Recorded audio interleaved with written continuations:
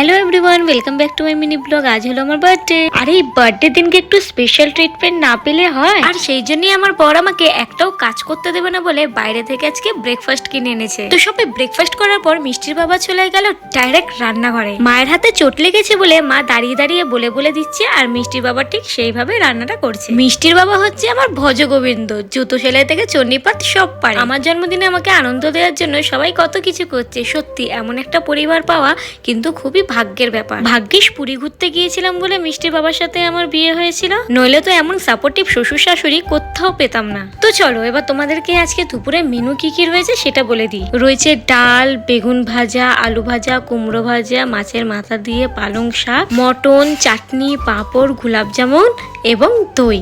আমাকে সমস্ত খাবার মিষ্টির বাবা নিজের হাতেই বেড়ে দিল। তারপর আমাকে সবাই আশীর্বাদ করলো এবং আমি লাঞ্চটা শুরু করলাম। বিকেলে একটু ছোট্ট করে সেলিব্রেশন হয়েছে, সেটা নেক্সট ব্লগে শেয়ার করব।